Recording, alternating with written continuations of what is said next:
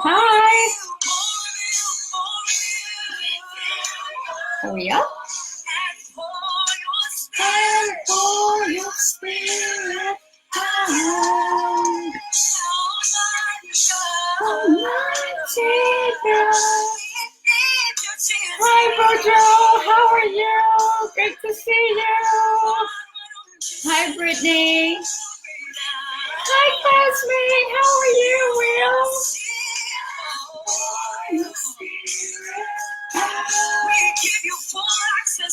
Yeah, today is going to. Hi, sister. Hi, Raheen. How are you? Good to see you on.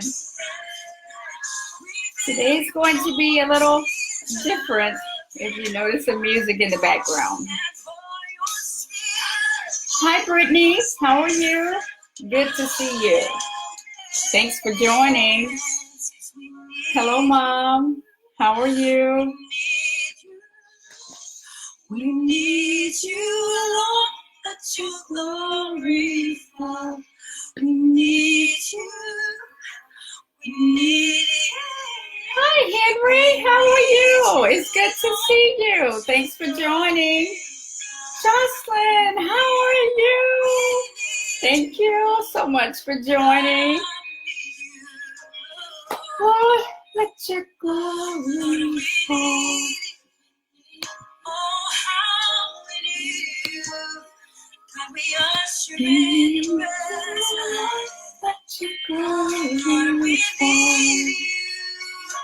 Okay, today's going to be quite different, but still good.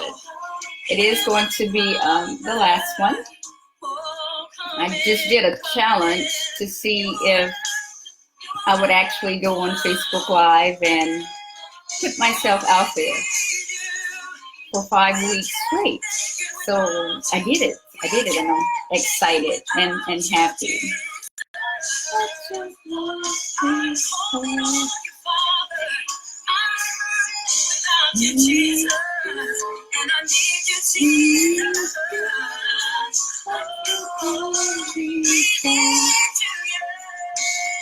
Okay, a few more minutes and then we're going to get started.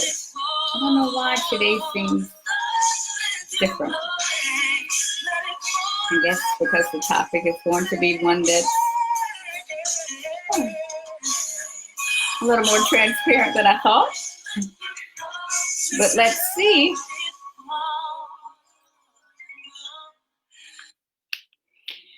Okay, this is week 5 and the last one. And we're nearing the end of 2018, so that's quite interesting. But this one is called What's My Why? My why is twofold, actually.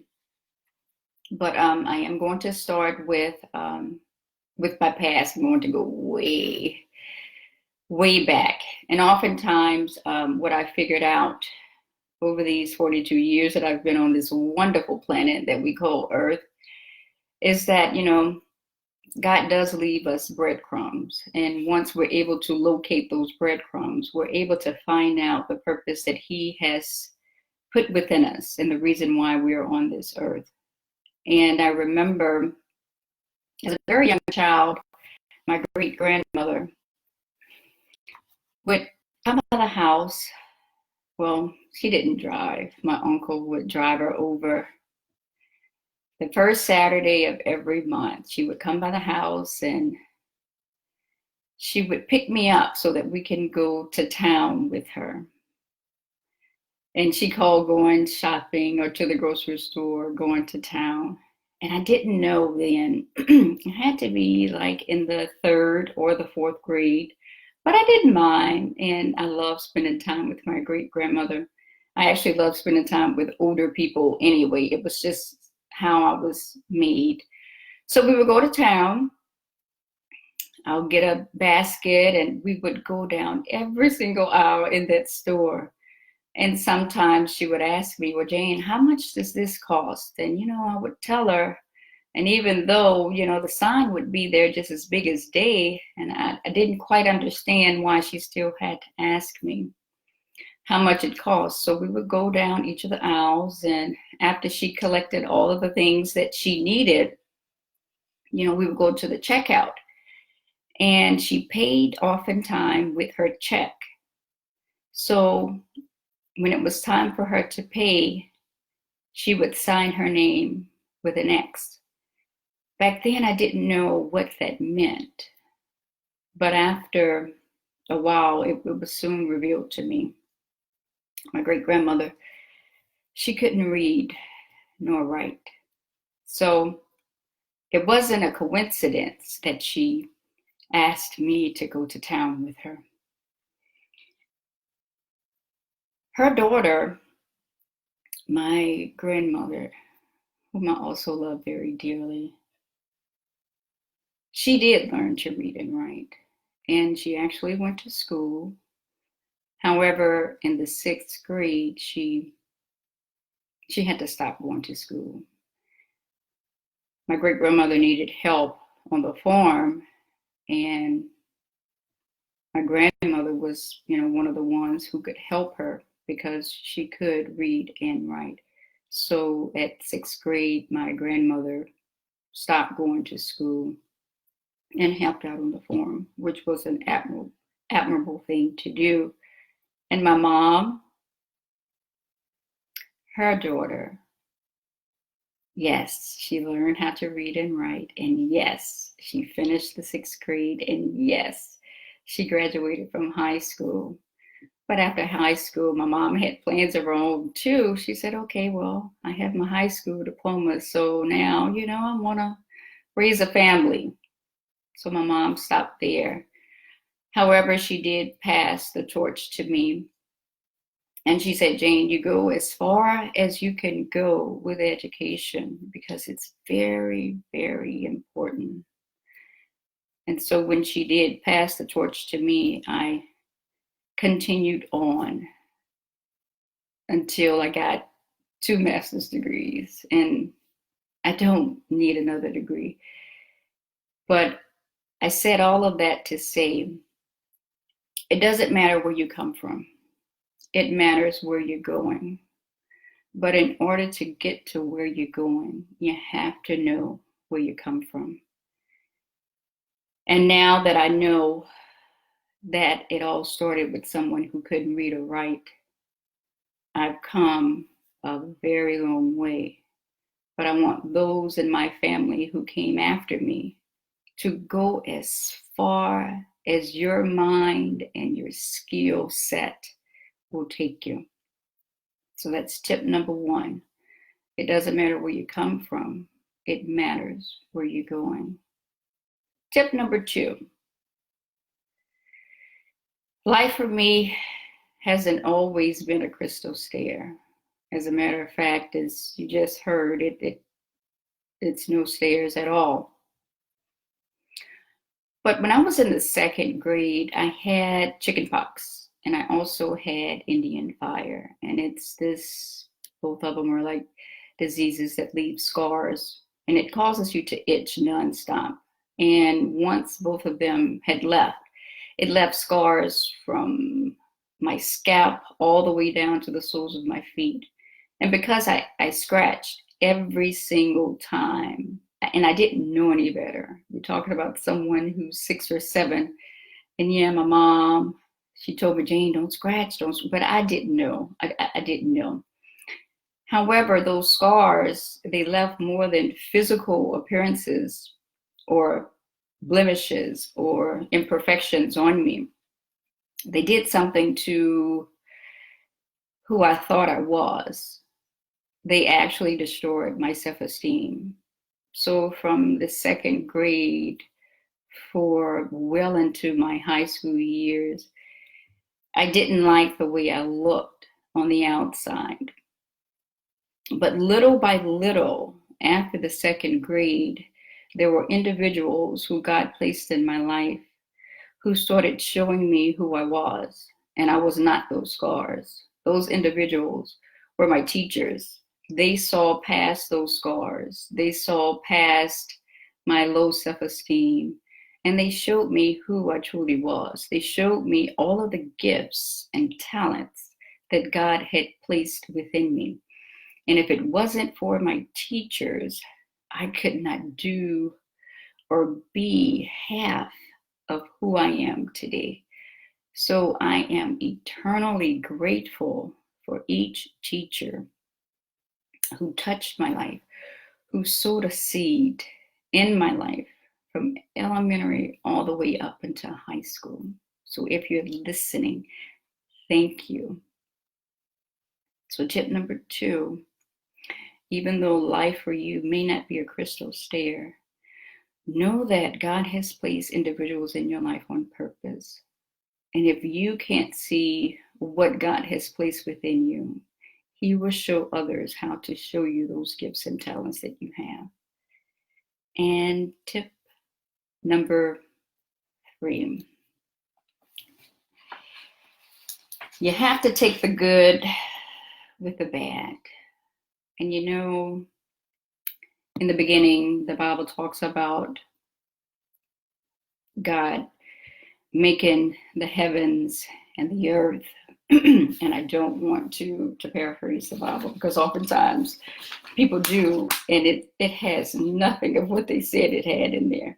But I am going to read Genesis chapter 1, verse 1 and 2. In the beginning, God created the heavens and the earth.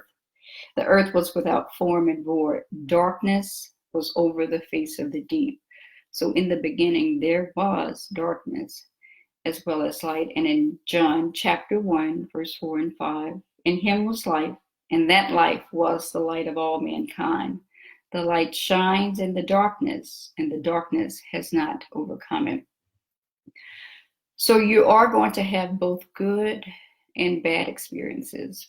You cannot only take the good that you have to also take with that good the bad. And at the age of 16, I found out who my real dad was. And it was devastating, but at the same time, it was good to know, because it gave me a different perspective on who I was and an additional family that I didn't quite know I had. So whenever life gives you lemons, be sure to make lemonades with that.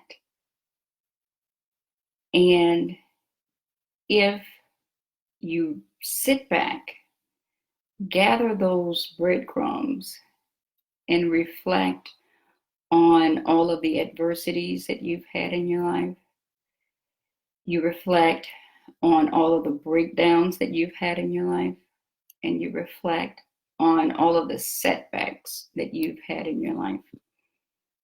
And right after each adversity, you're going to experience an achievement.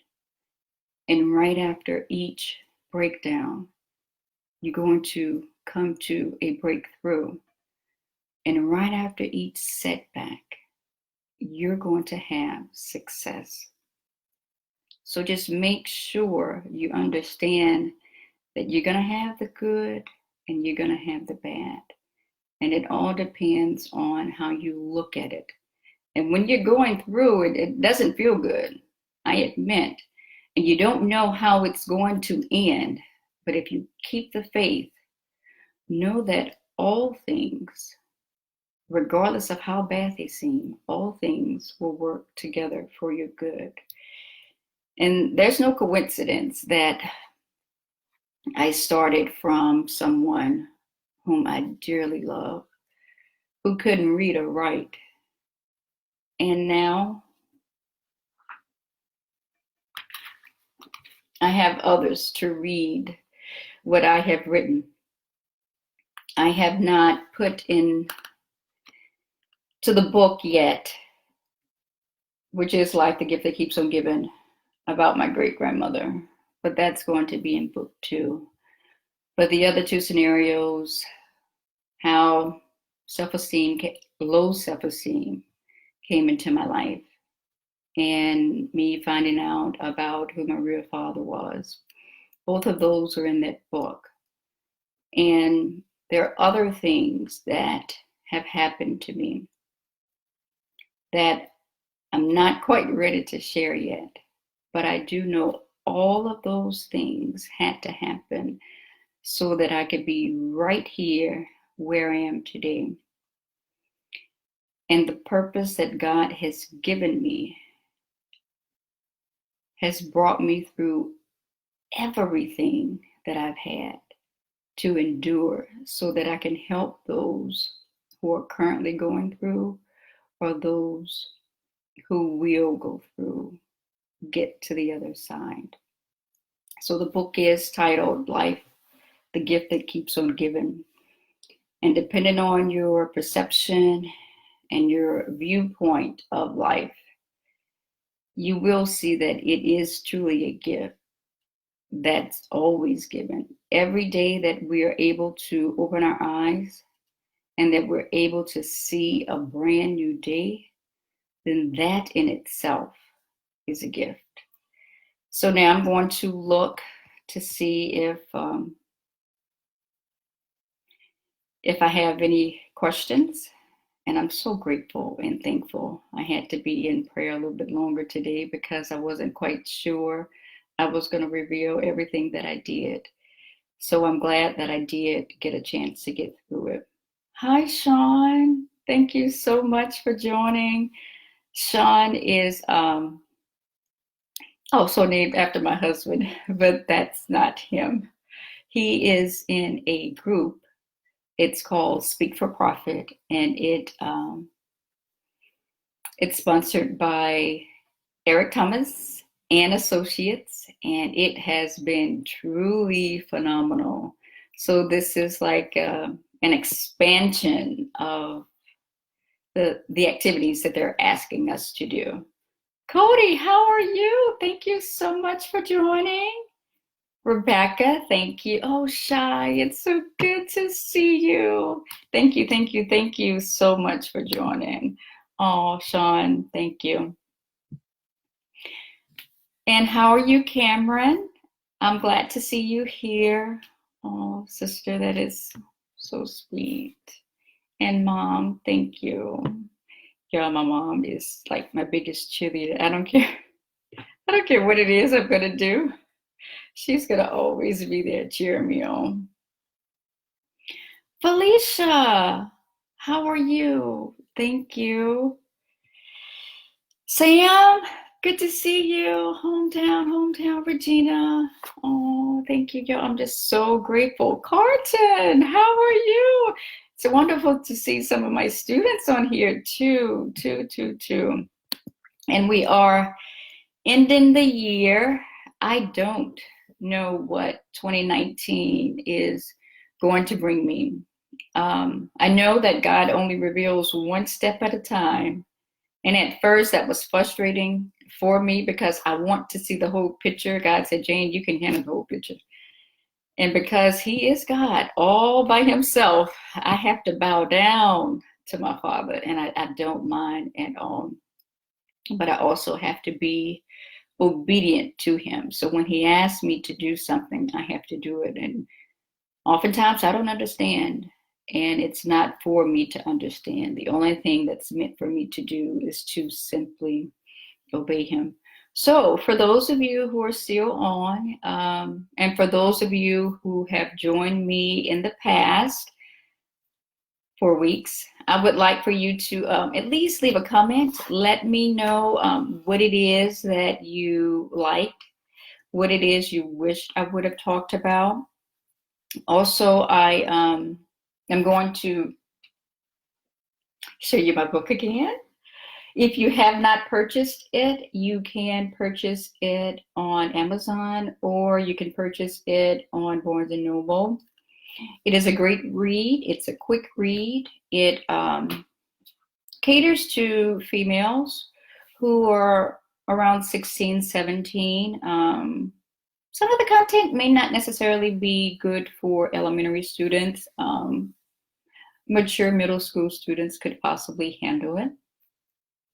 It is about a young lady, an adolescent female. She's desperately trying to find her way, her path in the world. And along the way, she does take quite a few detours. She gets into a lot of trouble, but she's living her life, not on her terms, because she's a people pleaser.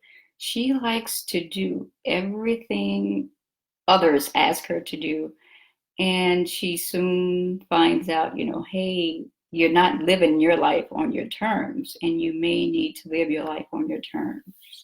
But it's a great read. I would encourage you to get it. And no, actually, I would encourage you to buy 2 copies. You get one for yourself, and then you buy one for someone else. But nevertheless, I do not like a very long post. And I am going to end, but before I end, I just want to remind you, simply reflect on all of the things, both good and bad, that have happened in your life for the year of 2018. Be grateful for the good things that have happened in your life. I also want you to be grateful for the bad, because they taught you lessons, and you do now have experience of what not to do in 2019. And for 2019, I would like for you to dream as big as your mind could possibly carry you. So to end, like I always end, remember to love the person in front of you, love the person behind you, love the person to the left of you, and love the person to the right of you. And remember that I love each and every one of you. Here's to a wonderful 2019. Until next time.